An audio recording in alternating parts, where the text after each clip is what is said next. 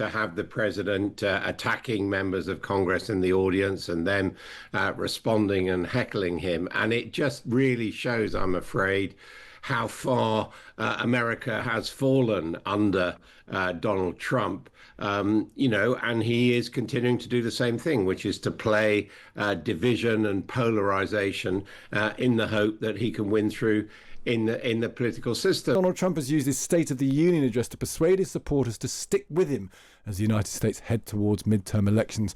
Someone who's been around a fair few American elections in his time is, of course, Adam Boulton, the Times radio presenter, joins us now. Adam, morning to you. Good morning. Our 47 minutes, the longest ever State of the Union address. We were listening to it as we were coming into work this morning, so we heard almost all of it. What did you make of it?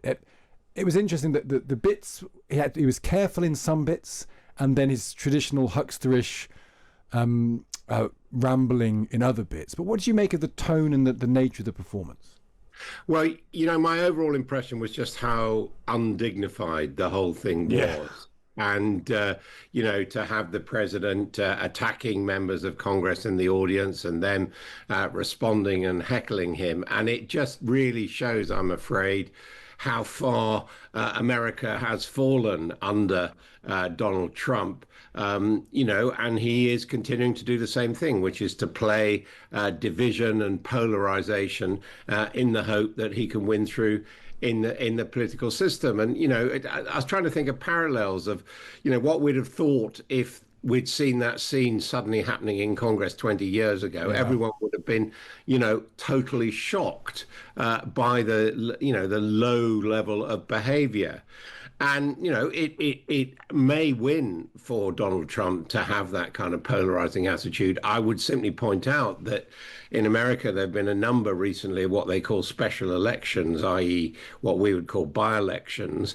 And the Republican Party is doing extraordinarily badly in those. So it does look a little bit as Donald Trump is doing the same old shtick, but actually Americans, or majority of Americans, have got bored, if not repulsed by it. The dignity point is so interesting because, other parts of that, the American hockey team came on, the shouts of USA, USA, the endless, there's a lot of maudlin stuff, where he had relatives of victims killed by immigrants. There was a parade of them made to stand up. There were injured soldiers, injured police people, insisting on, I know standing ovations are part of Congress in a way that they're not part of our parliament. We talked to a conservative, American conservative, Matt Schlapp, Adam, who said, I'm sure it reminded you of British Parliament because it was so sort of robust and rambunctious.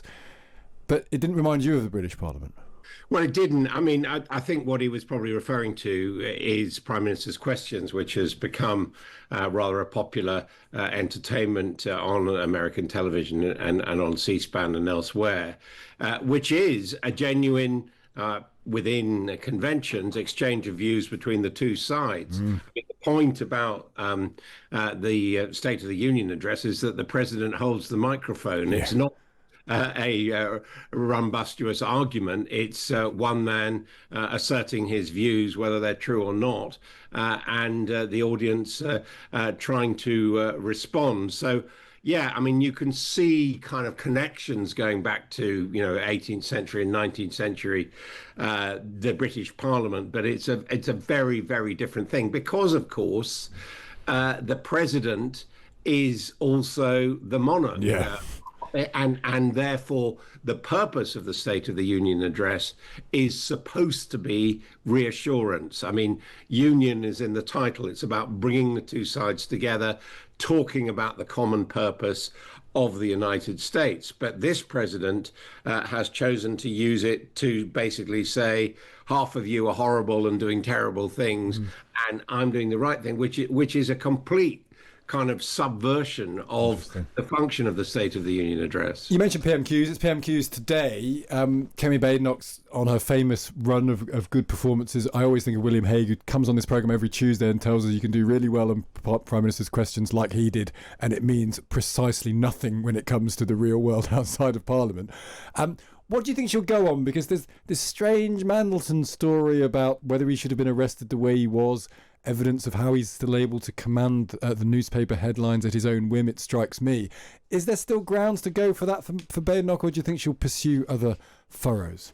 I think it may be tempting for her because basically since last week's PMQ, she's been doing a kind of lap of honor, saying that she is the one who brought about this defining moment, forcing the government with that conservative maneuver on the humble address to eventually publish the Mandelson papers on his way he was selected. So she may want to go on that. She may also want to raise the question of tuition fees, because student fees, because she's had this confrontation on television with Martin Lewis, where, you know, although he was saying you're wrong, a lot of people thought that he was treating her disrespectfully and mansplaining. And in a sense, what she needs to do at the moment is simply get the Conservative Party and herself into the political argument and not be squeezed out by, Nigel Farage and others. Who, incidentally, Nigel Farage, we think, is going to have a question today. So she will definitely try and grandstand whatever the issue is, because it's working for her. She's doing better at PMQs. What I think is interesting is how Keir Starmer will react, because I suspect he will want to take the line of saying, look, we've had the energy cap reduced, people, significant drop, 7% in likely energy bills. Inflation is coming down. Our plans are coming through, if you like, to kind of mow the pitch ahead of the spring statement we're going to get from the Chancellor next week.